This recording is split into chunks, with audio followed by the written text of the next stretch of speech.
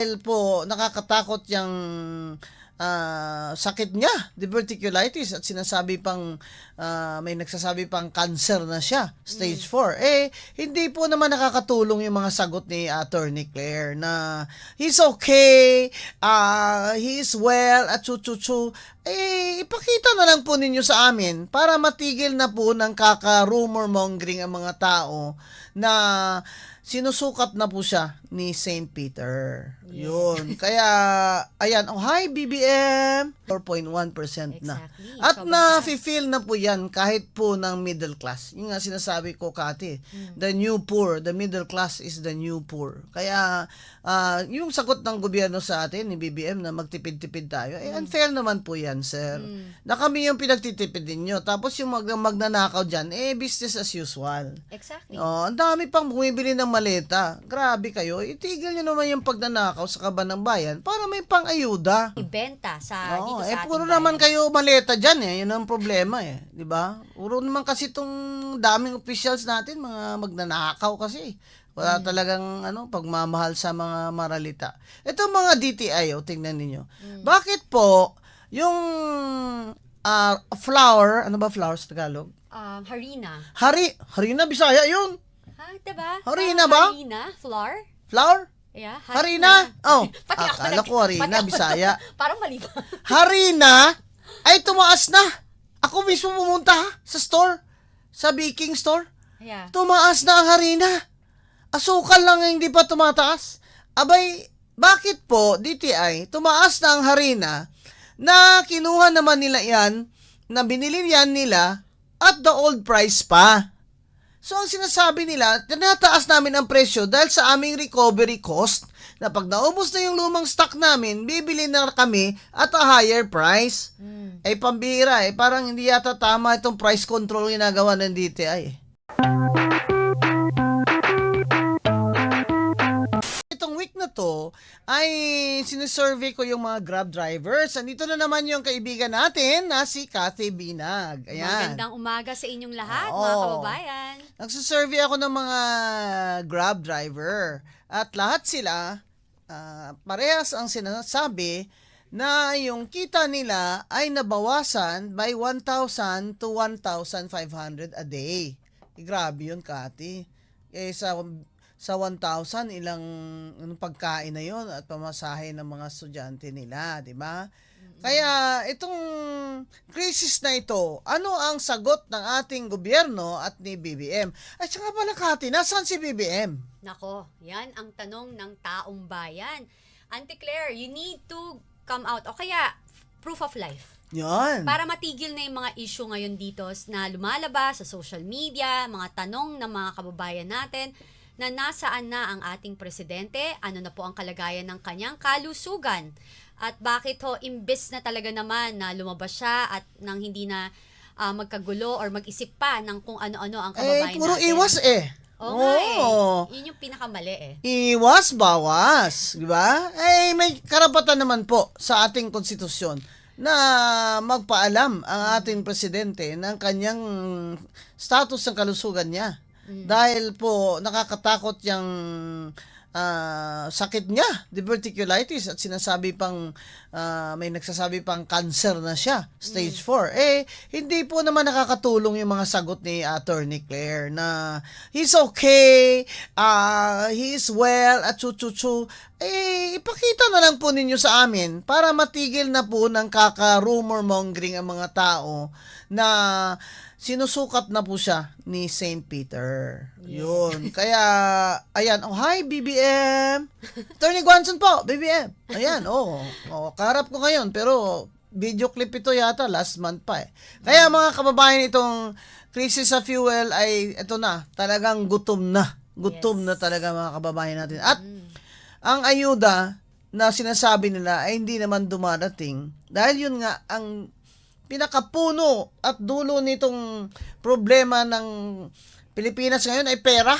Di ba, Kati? Deficit. Yes. Mm. Kasi Mama Bing, ang problema kasi right now, ang sweldo ng mamamayang Pilipino ay hindi tumataas, pati ang kinikita ng mga negosyante. Pero ang bilihin? Pero ang bilihin, ang commodities natin, ngayon yung gasolina natin, nakakatakot yan. Kasi para tayo ay magkaroon ng mga supplies, logistic, kailangan ng Halos crudo. doble pala, no, inflation Yes, rate. yes. Na dati Pebrero ay 2 point something percent lang, ngayon ay 4.1% na. Exactly. At Sobrang na-feel na po yan kahit po ng middle class. Yung nga sinasabi ko, Kati, the new poor, the middle class is the new poor. Kaya yung sagot ng gobyerno sa atin, ni BBM, na magtipid-tipid tayo, unfair naman po yan, sir. Na kami yung pinagtitipid ninyo. Tapos yung magnanakaw dyan, business as usual. Exactly. Ang dami pang bumibili ng maleta. Grabe kayo. Itigil nyo naman yung pagnanakaw sa kaban ng bayan para may pang-ayuda. Di ba? At saka kagabi, kahapon, kausap ko si Miss Cora Guidote. Kailangan daw natin i-alerto ang tao kasi bakit daw na parang nagno-normalize na sa Brit ang presyo ng crudo. Pero sa Pilipinas, pataas ng pataas. Walang bumababa di ba? Sabi hindi na magkukolekta ng excise tax. Excise tax 10 piso yan bawat litro sa gasolina. Wala pa naman Hindi pa rin yung mga, di ba, kaya nakita ko yung galit na galit si Senator Lauren Legarda.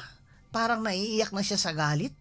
Kasi dun sa hearing nila, halos palaroy-laroy lang yung mga Department of Energy na mga opisyalis. Wala pa daw yung head of agency. At para bang yung kanilang mga slideshow daw doon hindi naman po accurate. Wala naman silang sagot kung ano talaga ang ilan talaga, ang supply. Alam nyo, pag sinasabi nilang parating na yung barko galing ng Serbia na may fuel, ang tanong po, number 1, kailan? At kailan po yan marirefine? Kasi isa lang naman refinery natin, yung Petron, di ba? Kaya, kailan pa yan? Ngayon, pataas ng pataas. Wala namang pababa kasi pataas lang ng pataas. Mauso diba? yung kanta ng spaghetti pababa. Pataas. Wala nang pababa Pataas lang ng pataas at mga kababayan, gutom na po talaga. Kaya po itong ating gobyerno ngayon ay dapat po hindi lang gising kung hindi alert, aware, and awake, di ba? Kaya lang, it doesn't help talaga. Hindi nakakatulong na itong gobyerno ni BBM ay hindi naman siya pinapakita that he is the one in control. Di ba? Kasi, kaya mga tao, tuloy, meron na tayo ngayong anxiety, tinatawag sa nation, na hindi natin alam kung bukas baka wala ng gasolina, stop na lahat, wala na makain yung mga driver, mga pamilya nila. O yan, narinig ko, Kati, magrarasyon daw si BBM. Kasi nung martial law, Kati, hindi ka pa siguro, teenager ka pa lang. Baby pa. Siyempre dumaan kami doon, di ba? 70s kami. Nagrasyon din si Ferdinand Marcos. Yan. So, yan naman siguradong gagawin ni BBM kasi may nag-announce na yan na pag hindi pa ito ma-solve, magrarasyon na siya. Ang tanong din, magrarasyon ang gobyerno kanino at magkano ang presyo? Di ba? Kasi hindi naman niya kontrolado ang presyo dahil private naman ang may-ari ng mga gasolina, di ba? Yun ang sinasabi natin. Kolekta kayo ng kolekta dyan ng excise tax tapos hindi nyo naman ginawang parang specific na pondo pang reserve sa fuel crisis. O ayan, wala tayong pang-ayuda ngayon, di ba? At saka, Mama Bing, ano yung sinasabi nila? Kasi di ba may pinasa silang batas na energy emergency something. Ano na nangyari emergency doon? National Energy fuel emergency national something. emergency crisis. Diba? Pero parang di naman natin naramdaman. Second, sana lang, hindi na nga sana, dapat talaga ginagawa nyo to at hindi na to hinihingi ninyo ng mamamayang Pilipino na maging transparent po kayo sa kalagayan ng sitwasyon natin sa ating bansa, lalo sa krudo. Kasi ang hirap po na ang nangyayari sa atin ngayon, napaka-late po ng ating mga decision making, wala tayong pagpaplano. Anong mangyayari sa atin? Remember, almost 80% ng bansa natin ay hindi mayaman. So, paano lang yung hindi nakaka-afford na biglang may mangyaring recession or Oo, Bumagsak yun na lahat. nga. Eh, sa ano pa nga bang, papunta na tayo sa recession. Dahil ang mga negosyo ay, syempre, nagko-constrict na. Paliit na paliit dahil sa mahal ng krudo at gasolina. Eh, sino na lang po ang magsusurvive niyan? Magsasara na po maliliit na negosyo niyan. Yung taxi driver ko kanina sa Grab, sabi niya, maghahanap na lang daw po siya ng bagong trabaho kasi 500 na lang ang neto niyang kita araw-araw, 18 hours pa siya nasa daan. Grabe. Grabe na yun. Less than minimum wage yun. Oo. Kasi dati daw sa COVID, hindi nga sila nakakalabas pero hinatidan sila ng pagkain nila araw-araw. Ngayon, sila kakayod pa ng 18 hours para lang maka-earn ng 500 pesos na lang naman. Kaya, pasalamat tayo, meron pang Mayor Isko Moreno dyan sa Maynila, di ba, Kati? Na na binigyan mabilis na. gumalaw. Ang bilis, binigyan na yung mga driver ng jeepney ng average nilang kita. Tapos, nilalagyan ng krudo ang kanilang jeepney at ikot ng ikot sa Maynila, wala nang bayad ang mga tao. Yun. Yeah. Kaya, 5 stars award Kay si Mayor Mayor Isko Isko Yorme Moreno. Moreno sa amin dito sa Usapang Matino sa Radyo Agila. Ma'am, ikaw ang tanong ko sa'yo. Di ba ako not for anything else. Kasi ang nakikita ko ngayon na ginagawa ng gobyerno, mas more on optics. Yung parang ang importante sa kanila ngayon is maproteksyonan ang Image ni rather BBM. than maging honest sa totoong nangyayari sa atin. Ako mas gusto kong alam ko na, kahit hindi pa nangyayari, maghanda na ako, di ba? Oo, Kesa kasi yung last minute. Oo, kasi syempre mahirap ang Pilipino. Karamihan mahirap. Kung wala naman pong yung tinatawag ni Senator Loren kanina sa usapan natin, yung subsidy ba? Yes. It can come in different forms, di ba? Yes. Kasi pwede namang yung mga bus papuntang probinsya. Pwede namang di bayaran ng gobyerno ang pamasahe kahit one way lang, hindi ba? Pinapasa po lahat sa LGU, sa mga cities at towns. Alam nyo naman, hindi naman ho lahat ay may kaya, hindi naman lahat first class cities or towns. Kaya hindi unfair po yung ginagawa ni BBM sa atin. Number one, di natin alam ang tunay na sitwasyon dito sa energy crisis at ang mga solusyon ay hindi naman po nila talaga nilalatag sa atin. Ngayon, yun nga sinasabi ko, Kat, na wag na lang magkolekta ang BIR ng income tax this year, yun sa mga income level below 1 million. Kahit mag-file ka ng income tax, wala na lang munang babayaran tax. Kumbaga, palugit na lang yan, di ba? Tama, kasi ang hirap ang dami nating tax. Oo, may Tapos, bat. wala naman tayong upbringing. At saka, Mama Bing, alam mo, Stop na yung bat? yeah, ang nakakalungkot, bakit di tayo gumaya sa Japan and Korea na very nationalistic? Alam mo ba, ang bansa natin napakakumpleto. Una, meron tayong dagat, may ilog, flat land for us to plant o magtanim, 'di ba? Bakit natin kailangan mag-harvest or kumuha ng commodities sa labas ng bansa kung kaya natin Yun ang problema. i-improve? Sabi nga, lagi tayong import, pati pagkain, import. Ang taas ng dollar. exactly. Ang Yung taas ng value. dollar. So, Walang itong value. bigas natin ngayon ay average 60. Grabe. Nung pumasok si BBM sa atin, magkano ba ang bigas? Sabi niya, magagawin niyang 20. 20, malapit na maging 1/4 yung 60. So, yung sinasabi natin, import dependent pa tayo sa pagkain. Tapos umakyat yung dollar. Siyempre, bayad mo dun sa ina-imbak mo, di ba? Yung binibili mo from abroad na mga goods. Siyempre, dollar yun. Kaya, kahit OFW, hindi ho happy dito sa pangyayari kasi kahit marami silang pesos in terms of dollars, yung peso nila ay sa every 1 peso ay 73 centavos lang naman po talaga ang value noon. Kaya, biro mo yun, halos 30%, wala nang value yung piso mo. Kaya Grabe. actually mayaman ang bansa natin pero hindi tayo mayaman dahil sa pagnanakaw. Yun pa. 'Di ba? Kaya walang tamang at sufficient na subsidy kasi ninakawan na nila tayo ng todo-todo. O so, wag na lang sabi natin, 'di ba, BBM, wag mo nang gamitin yung unprogrammed funds mo diyan sa budget ngayon. Billion-billion 'yan eh. Wag na, kasi alam naman namin, pag nilagay mo yan sa infrastructure, may kickback na naman dyan. May crisis ngayon eh. Kung meron mang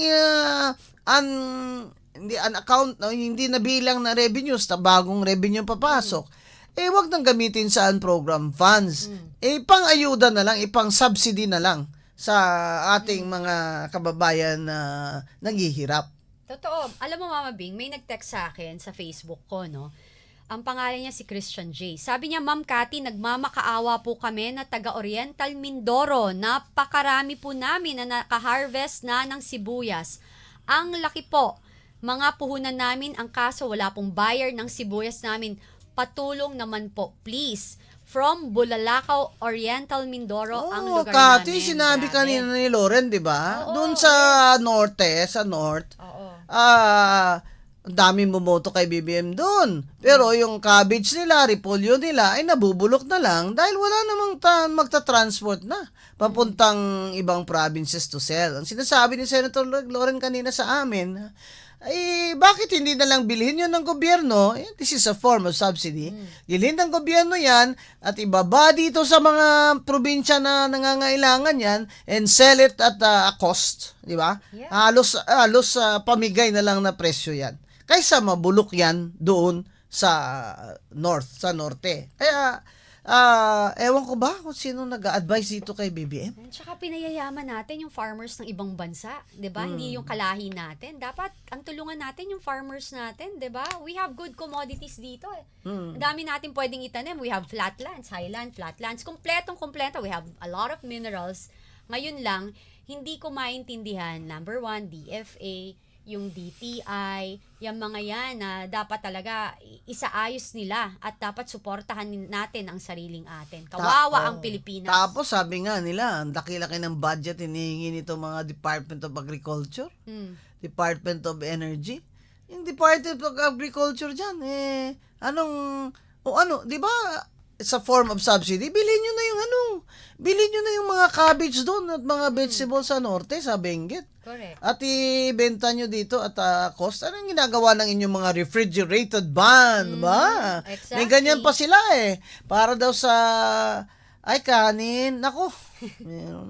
Kanin malapit na ako magutom Kanin na 20 pesos daw. Hindi pa rin natutupad ni BBM. Kaya, Department of Agriculture, Secretary Laurel Chu, medyo it's time to double step and start running because ang mga sikmura po ng mga Pilipino ay wala nang ilalaman. Kaya ikaw talaga, Secretary Laurel Chu, ang Man of the Year. Man of the Year ka. Talagang solvein mo itong problema namin sa gutom. Solvein mo. Dahil, alam ko naman hindi ka nag-major in agriculture, pero, kung ikaw naman, Secretary Chu, ay may pagmamahal pa sa mga Pilipinong gutom na. Biro mo, binibili lang ang palay at 10, meron pa nga 8 noon 8 pesos. 10 to 12, mataas na yung 12. Yung palay. At sa fertilizer lang, lugi na. Diba? Kaya, Secretary Laurel Chu, yung subsidy, asan dyan ang mga pera nyo na wag na kayong mag-aircon dyan sa Department of Agriculture. Total naman, sanay na kayo, mga magsasaka kayo dyan, magpapawis kayo. Exercise. Yung savings nyo dyan sa electricity, ayan, ipang subsidy nyo. Pambilhin nyo yung mga vegetables doon sa Benguet at sa norte. At i-transport yun, dami-daming truck ng DA. Grabe, dami-daming truck. Di ba? Agree.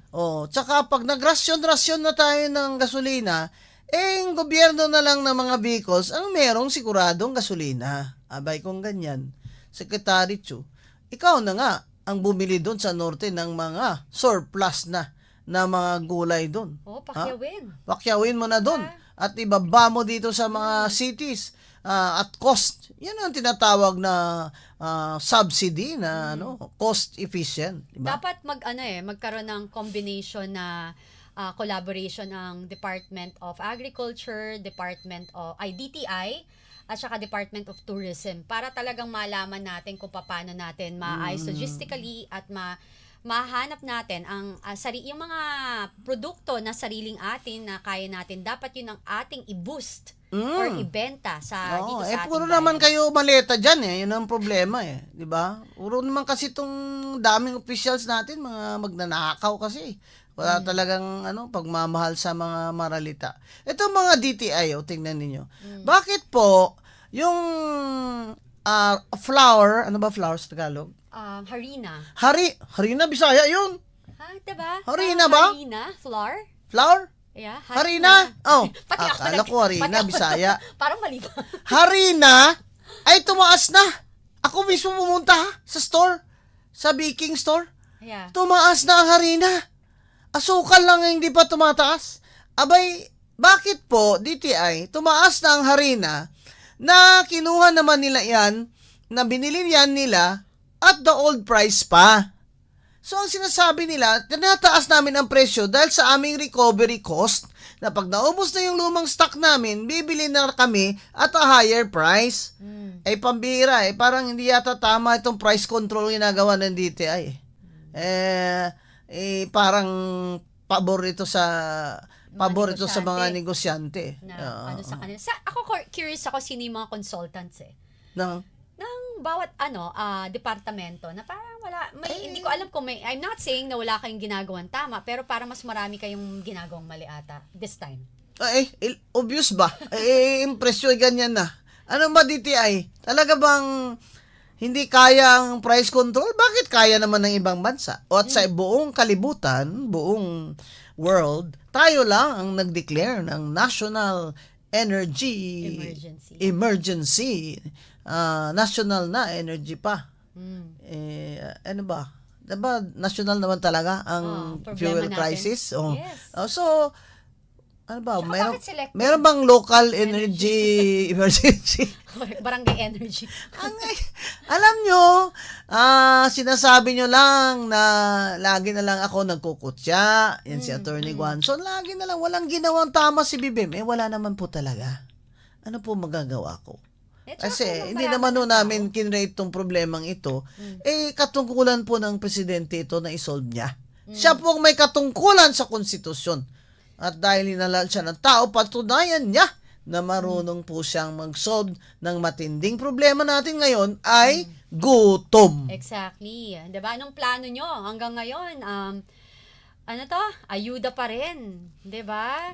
Again, there's so many products na, local products natin, nabubulok. Bakit hindi ho yun? Ibaba natin dito, i-consolidate natin at itulong natin sa mamamayang Pilipino, ibenta ng mura, para at least makatulong pa tayo sa sitwasyon natin now. Baka may surplus ng mga isda doon sa ibang provinces like Dipolog. 'Di ba? Laging yan, yung sardines. Laging surplus 'yun pag sabi ni Sen Lauren, 'di ba? Oo. Ako I've been there Yeah. Yung mga tinatawag sa English na herring, yan. Herring. Pag yun po ay binigay ng dagat, grabe, parang may mga silver na nagtatalunan sa sa Marico, sa Dalampasigan, Kati. At pupulot ka lang. Yung rule dun sa Dipolog, magdala ka ng timba mo, pag napuno yun, uwi ka na. Bawal kang mag-refill. Ganun, para makakain naman yung iba. Ngayon nga ang sinasabi, magkano bang galunggong dito? Mahal, diba? So baka pwedeng ang DA, yung sinasabi ni Senator Lauren kanina sa amin, dapat sa subsidy, bilhin yun ng DA, yung surplus doon ng mga isda, at sila na mag-transport dito. At ibagsak nila sa ating mga merkado at cost. Di ba? Tsaka work with DTI na wag namang yung mga nagre-retail ay mag-take advantage. Oo, kailangan may limit yung kanilang parang retail price. DTI, sino ba ang sekretary ng DTI? Actually, kaibigan ko yan. Si Chris Roque. Aba, Maganda naman ang pangalan. Kayang-kaya siguro yan. Pero, you have to work with the Department of Agriculture. So, Yeah. again, the man of the year, the man of the week, man of the hour. Ay, tahong. Favorite. Naku, lagyan mo ng luya yan, oh. Sarap sabaw. Tsaka ahos, oh. Ayun. Ay, grabe, lalo Alam na. nyo, gusto pa namin kayong kausapin. Pero, gutom na Kami. kami. Gutom na po ang Oo. mga tao. BBM, maawa ka na. Lumabas ka na dyan kung saan ka man. At ipakita mo sa amin na you are in control 24/7 of this Country. country, and you will solve problems because we are now in a crisis. We are in a crisis. Hindi po pwedeng laroy lang ang mga department agencies. Hindi po pwedeng business as usual, patulog-tulog. At kailangan po kung may mag-ipon at magsikip ng kanilang sinturon, ay dapat po yun ang gobyerno. Huwag po naman kaming mga tao ang utusan nyo ng ganyan para mag-solve ng problemang ito. Kaya mga kababayan, hanggang sa susunod na Kabanata. Ayun. dito sa Radyo Agila, si Cathy Binag po ang ating bisita. Maraming salamat po. At sa uulitin, magandang araw po, Pilipinas. Attorney Rowena Guanzon po ang inyong lingkod. Malinaw na diskurso